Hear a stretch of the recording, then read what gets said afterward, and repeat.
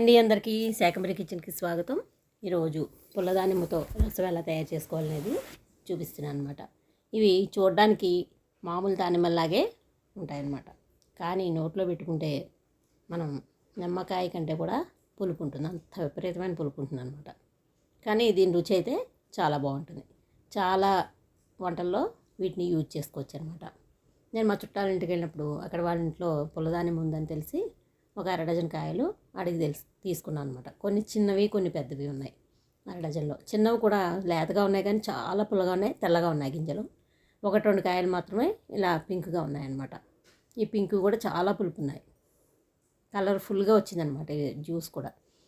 అయితే ఇవి దానిమ్మలు కడిగి శుభ్రంగా ఆరబెట్టి కట్ చేసి ఈ ముక్కలన్నీ కూడా మనం ఈ కట్ చేసిన ముక్కల నుండి గింజలు వేరు చేసుకోవాలి. ఈ గింజలన్నీ ఒక మంచి గాజు సీసా తీసుకుని కడిగి ఆరబెట్టి అందులోకి ఇవన్నీ ట్రాన్స్ఫర్ చేసుకోవాలి.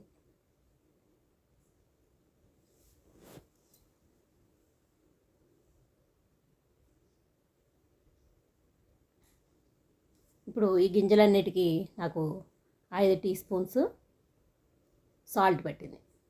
రాళ్ళుప్పు ఉంటే రాళ్ళుప్పు కూడా వేసుకోవచ్చు. నేను సాల్ట్ 5 టీ స్పూన్స్ వేసుకున్నాను అనమాట. కరెక్ట్గా ఈ మెజర్మెంట్ 5 టీ స్పూన్స్ పట్టిందండి.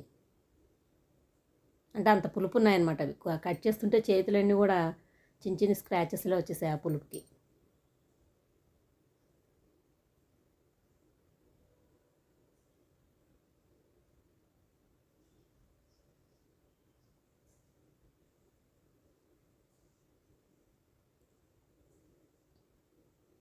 ఇప్పుడు ఈ గింజలన్నిటికీ కూడా ఈ సాల్ట్ పట్టే విధంగా చేసి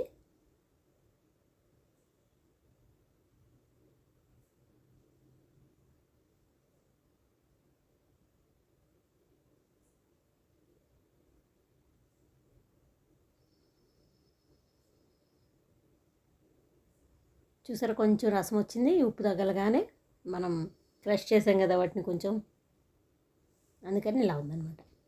ఇలా 3 రోజులు పక్కన పెట్టాలి. 4వ రోజు ఈ గింజల్ని వడగొట్టుకోవాలి.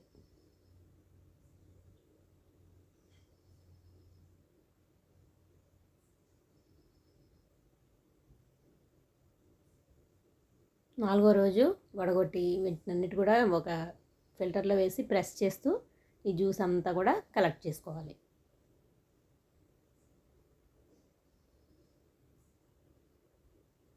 ఈ గింజలను కూడా మనం పడేయక్కర్లేదన్నమాట. వీటిని కూడా పక్కకు పెట్టి వాటిని ఎర్రటి ఎండలో 4 రోజులు ఎండబెడితే చక్కగా ఉప్పు పులుపు పట్టి నోటికి ఎంతో రుచిగా ఉంటుంది. ఇది ఎవరైనా ఒంట్లో బాగోని వాళ్ళకి కానీ, తర్వాత వేరే ఎవరికైనా కావాలనుకున్న వాళ్ళ టేస్ట్ నచ్చిన వాళ్ళకి మౌత్ రిఫ్రెషనర్గా కూడా మనం వాడుకోవచ్చు అనమాట, నోరు రుచిగా ఉన్నప్పుడు. ఇప్పుడు ఈ జ్యూస్ అంతా కూడా మళ్ళీ ఓ చిన్న బాటిల్లో సగం వచ్చిందనమాట. చూసారా, చిన్న తేనె బాటిల్లో సగం వచ్చింది. దీన్ని గట్టిగా మూత పెట్టి మనం పక్కన పెట్టుకుంటే 1 ఇయర్ కాదు 2 ఇయర్ 3 ఇయర్స్ కూడా ఉంటుందండి. అది పాడవకుండా, కాకపోతే తడి తగలకుండా ఉండాలన్నమాట, బయట పెట్టినా ఉంటుంది.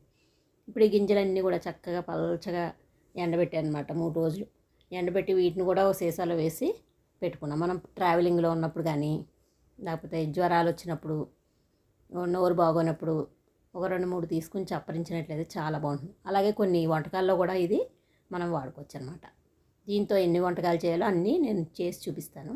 ఈ వీడియో మీకు నచ్చినట్లయితే please like, share, subscribe to my channel.